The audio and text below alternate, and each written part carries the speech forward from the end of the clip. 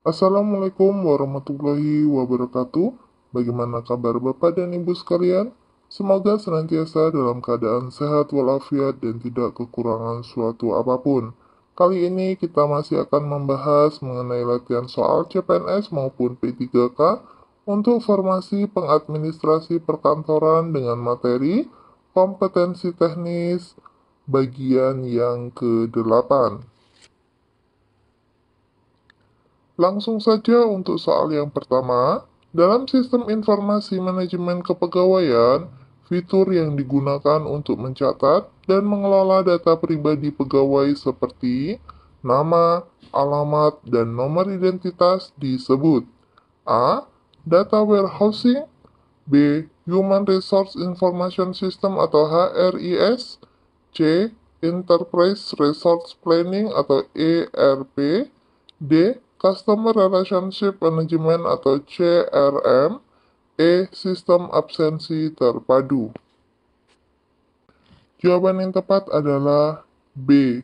Human Resource Information System atau HRIS. Human Resource Information System atau HRIS adalah komponen sistem informasi manajemen yang khusus dirancang untuk mengelola data kepegawaian, termasuk informasi pribadi pegawai, riwayat pekerjaan, dan data lainnya yang berkaitan dengan sumber daya manusia dalam organisasi. Berikutnya soal nomor 2. Anda adalah seorang pengadministrasi perkantoran di sebuah instansi pemerintah. Anda diminta untuk mengimplementasikan sistem baru dalam pengelolaan data pegawai. Sistem mana yang paling tepat untuk digunakan? A. Sistem berbasis kertas, B. Sistem berbasis spreadsheet lokal, C. Sistem berbasis cloud dengan inskripsi end-to-end, D. Sistem berbasis email, E. Sistem berbasis media sosial. Jawaban yang tepat adalah C. Sistem berbasis cloud dengan inskripsi end-to-end. Sistem berbasis cloud dengan inskripsi end-to-end merupakan pilihan terbaik untuk pengelolaan data pegawai modern. Sistem ini menawarkan aksesibilitas, keamanan data yang tinggi, dan kemampuan untuk memperbaharui informasi secara real-time yang sangat penting dalam administrasi kepegawaian yang efisien. Berikutnya soal nomor 3. Dalam pengelolaan data pegawai, informasi apa yang termasuk dalam kategori riwayat pendidikan? A. Nilai ujian masuk pegawai, B. Gelar akademik dan tahun lulus, C. Sertifikat pelatihan internal perusahaan, D. Pengalaman kerja sebelumnya, E. Prestasi pegawai di tempat kerja saat ini. Jawaban yang tepat adalah B. Gelar akademik dan tahun lulus. Riwayat pendidikan dalam konteks data kepegawaian terutama mencakup informasi tentang pendidikan formal pegawai, termasuk gelar akademik yang diperoleh dan tahun kelulusan. Informasi ini penting untuk menilai kualifikasi dan latar belakang pendidikan pegawai. Berikutnya soal nomor 4. Seorang pengadministrasi perkantoran sedang menyusun laporan tahunan kepegawaian. Ia menemukan bahwa data riwayat pendidikan beberapa pegawai tidak lengkap. Langkah apa yang paling tepat untuk dilakukan? A. Mengabaikan data yang tidak lengkap. B. Memperkirakan data yang hilang berdasarkan informasi yang ada. C. Menghubungi pegawai terkait untuk meminta konfirmasi dan melengkapi data. D. Menggunakan data tahun sebelumnya. E. Melaporkan pegawai tersebut ke atasan karena tidak melengkapi data. Jawaban yang tepat adalah C. Menghubungi pegawai terkait untuk meminta konfirmasi dan melengkapi data. Langkah yang paling tepat adalah menghubungi pegawai terkait untuk meminta konfirmasi dan melengkapi data. Hal ini akan memastikan akurasi dan kelengkapan data yang penting untuk pelaporan yang akurat dan pengelolaan sumber daya manusia yang efektif. Berikutnya soal nomor 5. Dalam pembuatan SK pengangkatan pegawai, elemen apa yang tidak termasuk dalam isi SK tersebut? A. Nama dan NIP pegawai. B. Jabatan yang diangkat. C. Tanggal efektif pengangkatan. D. Gaji dan tunjangan yang akan diterima. E. Riwayat kesehatan pegawai. Jawaban yang tepat adalah E. Riwayat kesehatan pegawai. SK pengangkatan pegawai biasanya berisi informasi terkait identitas pegawai, jabatan yang diangkat, tanggal efektif, serta informasi gaji dan tunjangan. Riwayat kesehatan pegawai biasanya tidak termasuk dalam SK pengangkatan karena bersifat pribadi dan tidak relevan dengan pengangkatan itu sendiri. Berikutnya soal nomor 6. Seorang pengadministrasi perkantoran diminta untuk membuat SK mutasi pegawai. Apa yang harus diperhatikan dalam pembuatan SK tersebut? A. Hanya mencantumkan jabatan baru. B. Mencantumkan alasan pribadi pegawai untuk mutasi. C. Mencantumkan jabatan lama, jabatan baru, dan tanggal efektif mutasi. D. Mencantumkan seluruh riwayat mutasi pegawai sebelumnya.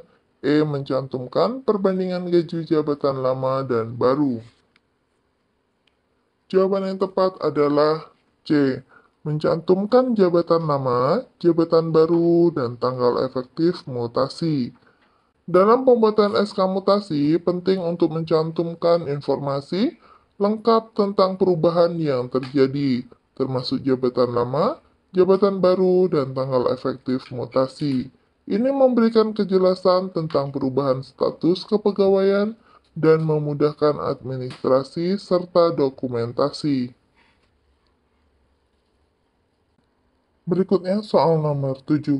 Sistem pengelolaan absensi pegawai yang paling efektif dan akurat adalah A. Buku absensi manual. B. Kartu absensi yang diisi sendiri oleh pegawai.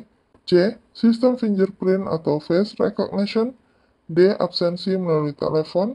E. Absensi melalui laporan harian pegawai. Jawaban yang tepat adalah C. Sistem fingerprint atau face recognition. Sistem fingerprint atau face recognition merupakan metode absensi paling efektif dan akurat karena mengurangi kemungkinan manipulasi data kehadiran, meminimalisir human error, dan menyediakan data real-time yang dapat langsung terintegrasi dengan sistem informasi kepegawaian. Berikutnya soal nomor 8. Anda adalah pengadministrasi perkantoran yang bertanggung jawab atas pengelola absensi. Anda menemukan bahwa beberapa pegawai sering terlambat tetapi tidak tercatat dalam sistem. Apa tindakan yang paling tepat? A. Mengabaikan keterlambatan karena tidak tercatat sistem. B. Melaporkan langsung ke atasan untuk pemberian sanksi. C. Mengevaluasi sistem absensi, mengidentifikasi kelemahan, dan mengusulkan perbaikan. D. Meminta pegawai untuk melaporkan sendiri keterlambatan mereka. E. Mengubah jam masuk kantor agar sesuai dengan kebiasaan pegawai. Jawaban yang tepat adalah C. Mengevaluasi sistem absensi, mengidentifikasi kelemahan, dan mengusulkan perbaikan. Tindakan paling tepat adalah mengevaluasi sistem absensi untuk mengidentifikasi kelemahan dan mengusulkan perbaikan. Ini menunjukkan pendekatan proaktif dalam mengatasi masalah sistemik yang dapat meningkatkan akurasi pencatatan absensi dan mendorong kedisiplinan pegawai.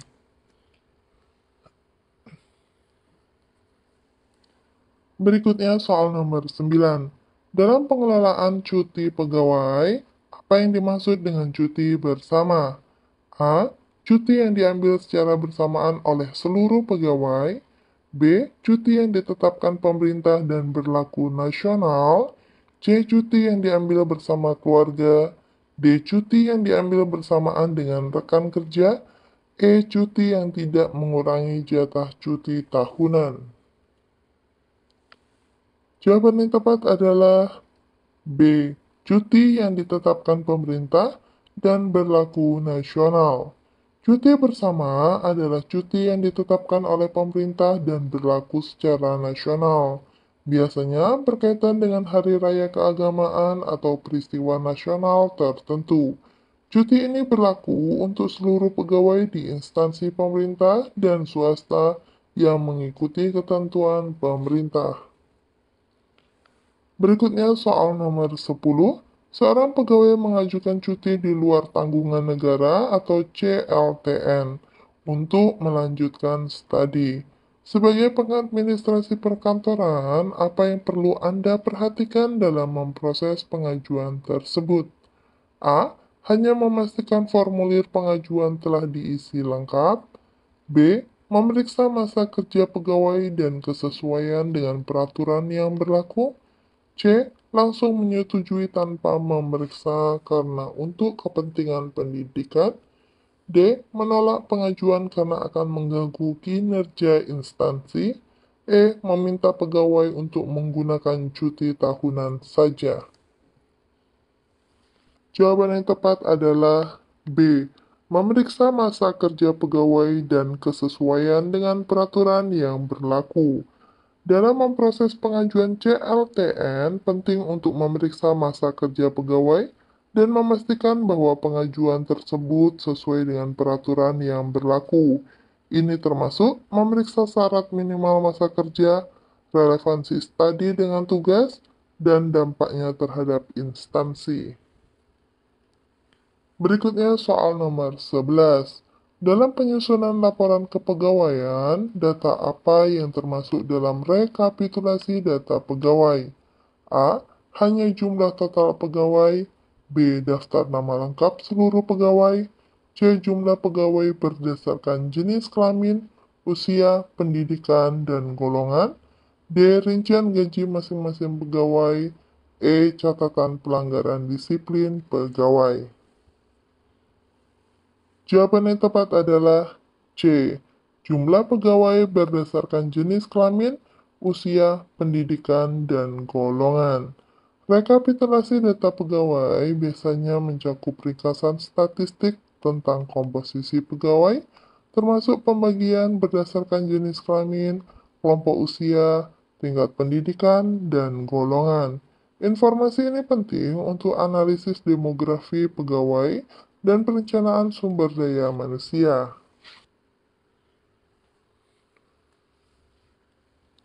Berikutnya soal nomor 12.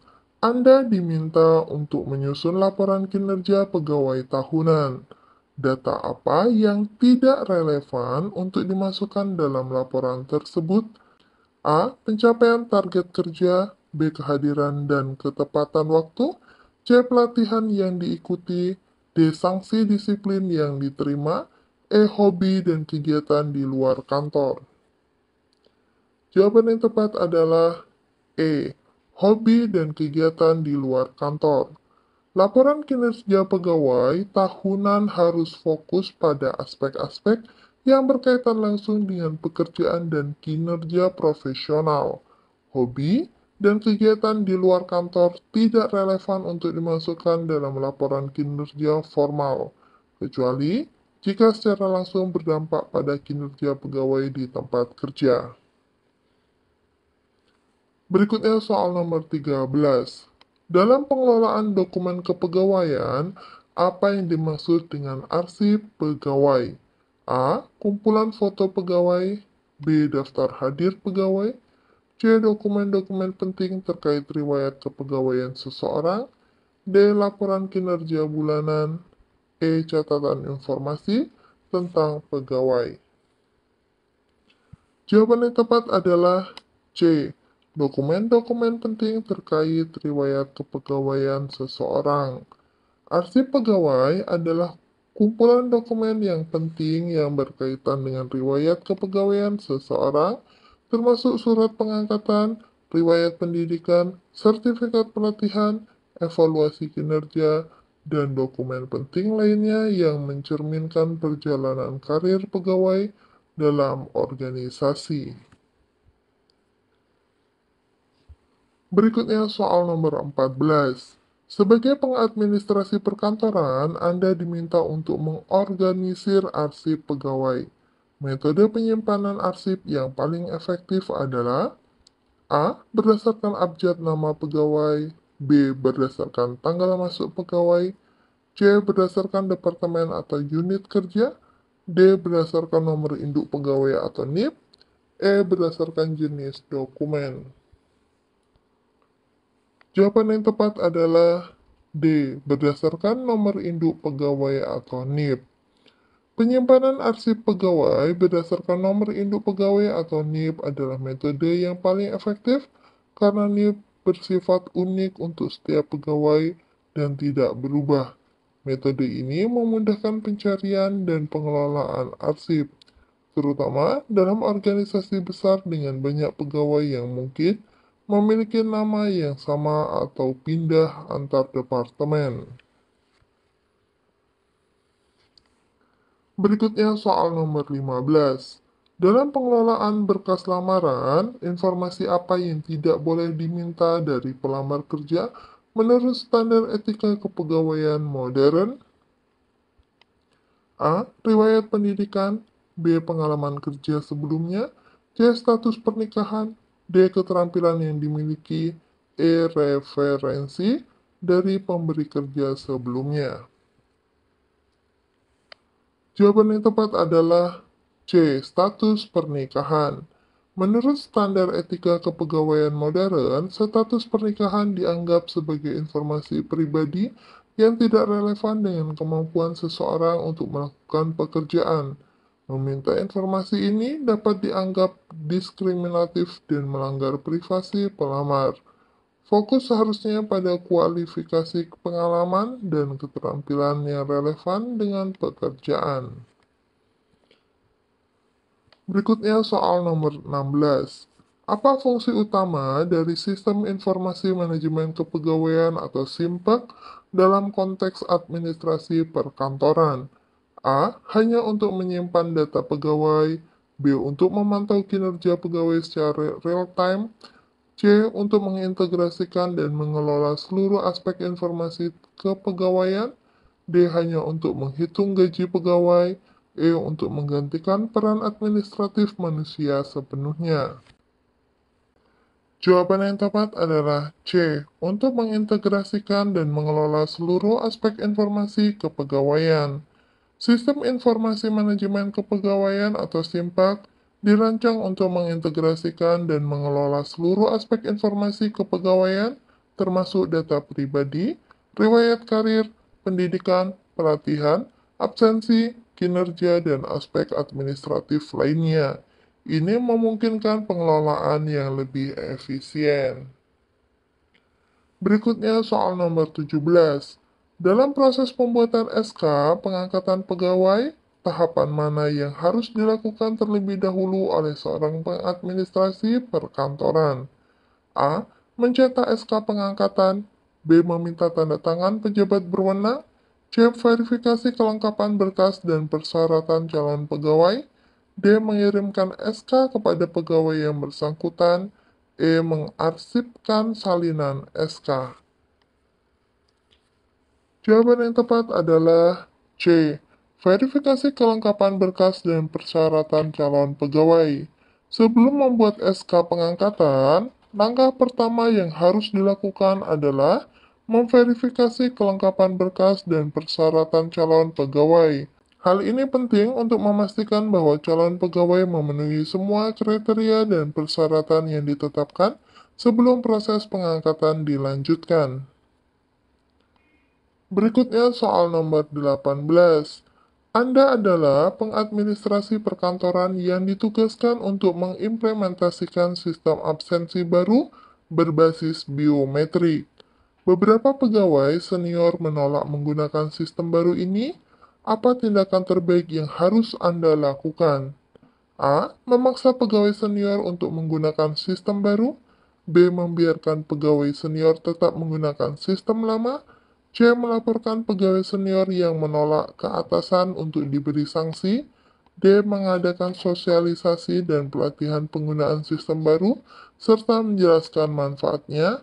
Menghapus sistem absensi sama sekali. Jawaban yang tepat adalah D. Mengadakan sosialisasi dan pelatihan penggunaan sistem baru serta menjelaskan manfaatnya. Pendekatan terbaik adalah dengan mengadakan sosialisasi dan pelatihan. Ini akan membantu pegawai senior memahami cara penggunaan sistem baru dan manfaatnya bagi organisasi. Pendekatan ini juga dapat mengurangi resistensi terhadap perubahan dengan memberikan pemahaman yang lebih baik tentang mengapa perubahan tersebut diperlukan. Berikutnya soal nomor 19. Dalam konteks pengelolaan cuti pegawai, apa yang dimaksud dengan cuti sakit? A. Cuti yang diambil kapan saja pegawai merasa tidak enak badan. B. Cuti yang hanya bisa diambil jika dirawat di rumah sakit. C. Cuti yang diberikan berdasarkan surat keterangan dokter untuk pemulihan kesehatan. D. Cuti yang sama dengan cuti tahunan. Cuti yang tidak perlu dilaporkan ke bagian kepegawaian. Jawaban yang tepat adalah C. Cuti yang diberikan berdasarkan surat keterangan dokter untuk pemulihan kesehatan. Cuti sakit adalah cuti yang diberikan kepada pegawai berdasarkan surat keterangan dari dokter untuk tujuan pemulihan kesehatan. Ini berbeda dari cuti tahunan dan memerlukan dokumentasi medis yang sah untuk disetujui. Berikutnya soal nomor 20. Dalam penyusunan laporan kinerja pegawai, metode evaluasi kinerja apa yang umumnya digunakan dalam administrasi perkantoran modern? A. Penilaian berdasarkan kesan pribadi atasan. B. Sistem ranking pegawai dari yang terbaik hingga terburuk. C. Manajemen B objektif atau MBO dengan penetapan dan evaluasi pencapaian target. D. Penilaian berdasarkan senioritas. Evaluasi hanya berdasarkan absensi. Jawaban yang tepat adalah C. Manajemen by Objektif atau MBO dengan penetapan dan evaluasi pencapaian target. Manajemen by Objektif atau MBO adalah metode evaluasi kinerja modern yang melibatkan pegawai dalam menetapkan tujuan spesifik dan terukur, kemudian mengevaluasi pencapaian tujuan tersebut. Metode ini dianggap lebih objektif dan efektif dalam mengukur kinerja pegawai dibandingkan metode tradisional. Berikutnya soal nomor 21. Dalam pengelolaan dokumen kepegawaian, apa yang dimaksud dengan retention period? A. Masa kerja minimal pegawai sebelum bisa mengajukan pensiun. B. Jangka waktu pegawai harus bertahan di posisi tersebut. C. Periode penyimpanan dokumen sebelum bisa dimusnahkan atau dipindahkan ke arsip inaktif. D. Masa percobaan pegawai baru. Waktu yang dibutuhkan untuk memproses dokumen kepegawaian. Jawaban yang tepat adalah C. Periode penyimpanan dokumen sebelum bisa dimusnahkan atau dipindahkan ke arsip inaktif. Retention period atau masa retensi adalah jangka waktu yang ditentukan untuk menyimpan dokumen sebelum dokumen tersebut dapat dimusnahkan atau dipindahkan ke arsip inaktif. Ini penting dalam manajemen arsip untuk memastikan kepatuhan terhadap peraturan dan efisiensi penyimpanan.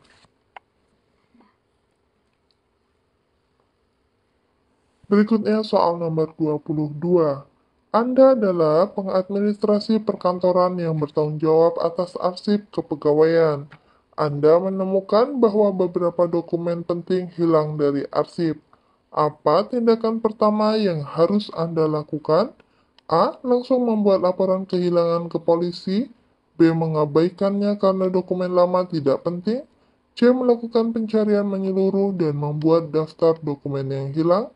D. Menyalahkan pegawai lain yang mungkin mengakses arsip. Membuat dokumen palsu untuk menggantikan yang hilang. Jawaban yang tepat adalah C. Melakukan pencarian menyeluruh dan membuat daftar dokumen yang hilang. Tindakan pertama dan paling tepat adalah melakukan pencarian menyeluruh untuk memastikan dokumen benar-benar hilang, bukan hanya salah tempat. Selanjutnya, membuat daftar dokumen yang hilang akan membantu dalam proses pelaporan dan penyelidikan internal, serta memudahkan upaya rekonstruksi atau penggantian dokumen jika diperlukan. Berikutnya soal nomor 23. Dalam sistem informasi manajemen kepegawaian, apa yang dimaksud dengan employee self-service? A. Layanan di mana pegawai melayani diri sendiri untuk semua kebutuhan kantor. B. Fitur yang memungkinkan pegawai mengakses dan memperbarui informasi pribadi mereka sendiri. C. Sistem di mana pegawai harus mengurus semua administrasi sendiri tanpa bantuan HRD. D. Layanan konseling mandiri untuk pegawai. E. Sistem penilaian kinerja diri sendiri oleh pegawai. Jawaban yang tepat adalah B. Fitur yang memungkinkan pegawai mengakses dan memperbarui informasi pribadi mereka sendiri. Employee self-service adalah fitur dalam sistem informasi manajemen kepegawaian yang memungkinkan pegawai untuk mengakses dan memperbarui informasi pribadi mereka sendiri, seperti alamat, nomor kontak, atau bahkan mengajukan cuti secara online. Ini meningkatkan efisiensi dan mengurangi beban kerja administratif.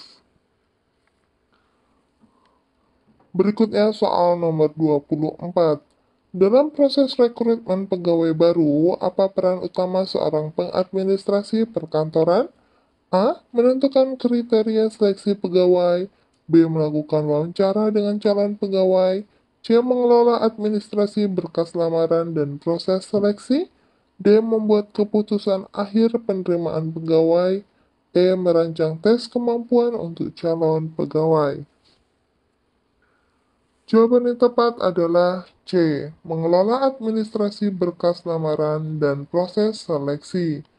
Peran utama pengadministrasi perkantoran dalam proses rekrutmen adalah mengelola administrasi, berkas lamaran, dan proses seleksi.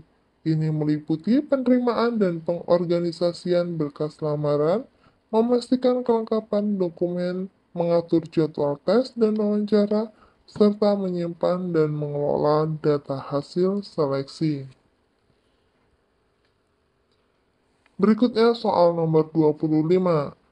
Dalam konteks pengelolaan data pegawai, apa yang dimaksud dengan data cleansing? A. Proses menghapus seluruh data pegawai yang sudah tidak aktif. B. Membersihkan database dari virus komputer. C. Proses identifikasi dan koreksi data yang tidak akurat, tidak lengkap, atau duplikat. D. Memindahkan seluruh data pegawai ke sistem baru. E. Proses inskripsi data pegawai untuk keamanan. Jawaban yang tepat adalah C. Proses identifikasi dan koreksi data yang tidak akurat, tidak lengkap, atau duplikat. Data cleansing atau pembersihan data adalah proses penting dalam manajemen data kepegawaian yang melibatkan identifikasi dan koreksi data yang tidak akurat, tidak lengkap, atau duplikat.